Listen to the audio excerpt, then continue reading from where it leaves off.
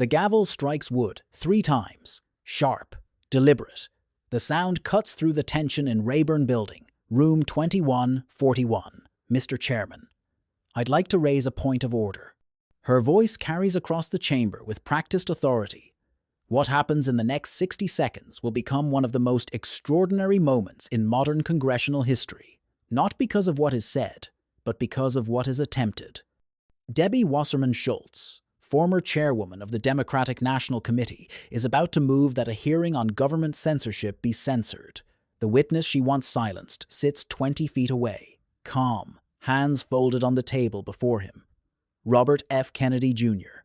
has just finished his opening remarks at the House Judiciary Subcommittee on the weaponization of the federal government. The irony is so stark, so profound, that it borders on theater. But this is not theater. This is power, wielded in real time, attempting to close the doors on testimony the American people are watching live. Pursuant to House Rule 11, Clause 2, which Mr. Kennedy has violated, Wasserman Schultz continues, her cadence quickening. I move we move into executive session because Mr. Kennedy has repeatedly made despicable anti-Semitic and anti-Asian comments as recently as last week. Executive session. The procedural term sounds bureaucratic, almost mundane, but its meaning is absolute. The cameras would be turned off, the doors would be closed, the public would be removed. Whatever Robert F. Kennedy, Jr. came to say would be said in secret if it would be said at all. Is the gentle lady making a motion or a speech? Jordan's voice carries an edge of incredulity. The room shifts. Every person present understands what is unfolding. A witness invited to testify about being censored by the federal government is, in this very moment, being censored by a member of Congress. To understand what brought Robert F. Kennedy, Jr. to this hearing room requires understanding what brought this hearing into existence. The Select Subcommittee on the Weaponization of the Federal Government was formed in January 2023 by the newly Republican-controlled House. Its mandate was to investigate claims that federal agencies had colluded with private technology companies to suppress constitutionally protected speech. The evidence supporting these claims was not speculative. It was documented in thousands of pages of internal communications obtained through discovery in Missouri v. Biden, a landmark federal case. The documents revealed a coordinated network. The FBI, the Department of Homeland Security, the Surgeon General's Office, the White House, and an array of third-party organizations working in concert with Facebook, Twitter, YouTube, and other platforms. Their target was not foreign propaganda or terrorist recruitment. Their target was American speech about COVID, 9, vaccines, election integrity, and the Hunter Biden laptop story. Robert F. Kennedy, Jr. was among those targeted. In 2021, Instagram permanently removed his account, which had nearly 600,000 followers. Facebook followed suit. The justification was consistent: vaccine misinformation. But the coordination was provable. Internal documents showed that after the White House publicly identified Kennedy as part of the disinformation dozen, platforms moved swiftly to deplatform him. Kennedy was not invited to this hearing as a hero. He was invited as evidence. Evidence that the censorship apparatus the committee was investigating was real, was vast, and was actively suppressing speech that contradicted official government narratives. But the Democratic members of the committee saw something else. They saw a threat. Debbie Wasserman Schultz was no ordinary member of Congress. Her tenure as DNC chair from 2011 to 2016 ended in scandal when WikiLeaks released emails showing DNC officials had worked to undermine Bernie Sanders' presidential campaign in favor of Hillary Clinton. She resigned under pressure but remained a formidable political operative. Her reputation was built on control of narratives, control of outcomes, control of who gets to speak and who does not. And now, on the 20th of July 2023, Robert F. Kennedy, Jr., a Democrat. A Kennedy was sitting before a Republican committee, testifying against the very institutional machinery Wasserman Schultz had once helped command. But the real shock was yet to come. Kennedy's opening statement had been methodical. He outlined his own deplatforming. He cited Missouri versus Biden. He described the censorship industrial complex, a term he used to describe the interlocking network of government agencies, NGOs, academia, and big tech working to suppress dissent. His tone was measured. His evidence was specific. He named names. He quoted emails. Then he set aside his prepared remarks. "I want to say this while I'm on the record," Kennedy stated, his voice firm. "In my entire life, I have never uttered a phrase that was either racist or anti-Semitic." The statement was a preemptive defense. Days earlier, the New York Post had published footage of Kennedy at a private dinner event. In the video, Kennedy discussed research suggesting that COVID-19 disproportionately affected different ethnic groups. The comments were clipped, selectively edited, and framed as evidence of bigotry. The outrage was immediate. Over 100 Democratic members of Congress signed a letter demanding that Republicans cancel Kennedy's testimony. Debbie Wasserman Schultz and Congressman Dan Goldman, both Jewish, had led the effort. Their argument was procedural.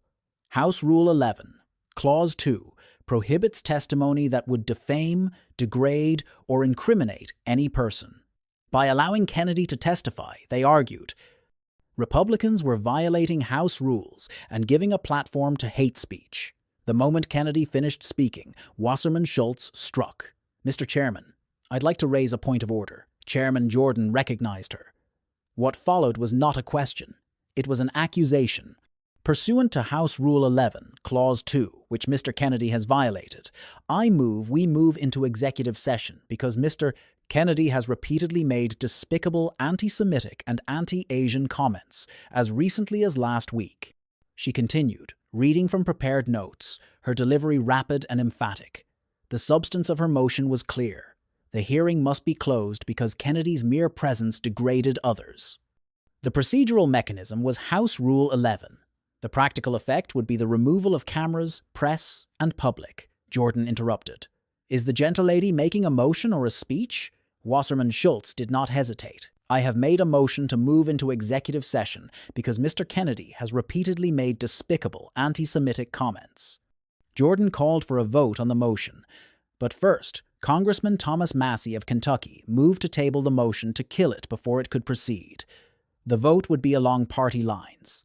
Every Republican would vote to table. Every Democrat would vote to proceed with the executive session. But what happened next turned the moment into history. As the vote commenced, each Democratic member was given the opportunity to explain their vote. What emerged was not parliamentary procedure, it was theater. Performative outrage designed not to persuade, but to establish a narrative for the cameras they sought to turn off. Wasserman Schultz voted first. No to allowing a witness to degrade and demean others because it violates the rules, and not have his testimony and degradation amplified rather than given in executive session. Congressman Jerry Connolly of Virginia was succinct. No to the Soviet Politburo. The comparison was jarring. Connolly, a Democrat, was invoking Soviet authoritarianism, but not to condemn the attempt to silence Kennedy. He was invoking it to suggest that Kennedy himself represented totalitarianism. The logic was inverted. The accusation was projection. Congressman John Garamendi of California declared, "No to hate speech." Chairman Jordan muttered, "Geez," as the final votes were tallied. The motion to table passed 10-8, strictly along party lines. The Democrats had failed. The hearing would remain public. Robert F. Kennedy, Jr. would be allowed to speak, but Debbie Wasserman Schultz had achieved something else. She had created a spectacle, a record, a soundbite. RFK Jr. is a purveyor of hate speech, and Democrats tried to stop him. The narrative was set, regardless of the outcome, yet the story was far from over. Robert F. Kennedy Jr. did not look rattled. He did not appear defensive. What he appeared was prepared. The accusations against him were not new. They had been building for days, amplified by media outlets and Democratic operatives. The clip from the dinner event had been dissected, contextualized, and condemned by Jewish advocacy groups, members of his own family, and House Speaker Kevin McCarthy. Even McCarthy, a Republican, had publicly stated, "I disagree with everything he said." But McCarthy allowed the hearing to proceed. The hearing that we have this week is about censorship, McCarthy explained. I don't think censoring somebody is actually the answer here. Kennedy began his response not with anger, but with history. I have spent my life in this party, Kennedy stated, his voice measured. I've devoted my life to the values of this party. He was not appealing to Republicans. He was appealing to Democrats, to the memory of what the Democratic Party once stood for. If you went through a checklist of all of the things my father believed in, that he fought for, that my uncle believed and fought for, I would check every box. The reference was deliberate. His father, Robert F. Kennedy, had served as Attorney General during the height of the Civil Rights Movement. He had confronted segregationists, desegregated schools, and protected freedom riders from mob violence. His uncle, President John F. Kennedy, had federalized the National Guard to integrate the University of Alabama and proposed the Civil Rights Act of 1964. The Kennedy name carried weight in American political history not as a symbol of conspiracy theories or anti-establishment rhetoric, but as a symbol of moral courage in the fight for equality. This letter, Kennedy continued, holding up the document signed by over 100 Democrats demanding his testimony be cancelled. This itself is evidence of the problem that this hearing was convened to address. This is an attempt to censor a censorship hearing. The logic was airtight. The very act of trying to silence him proved the thesis of the hearing, that institutional power was being used to suppress speech under the guise of protecting the public from misinformation or hate. But the accusations still hung in the air. Kennedy addressed them directly. If you think I said something that's anti-Semitic, let's talk about the details, Kennedy challenged. I'm telling you, all the things that I'm accused of right now, by you and in this letter, are distortions. They're misrepresentations. He explained the context of the dinner event. He had been discussing a scientific paper published in 2020 that examined ethnic and genetic variations in ACE2 receptor expression, the receptor COVID-19 uses to infect cells.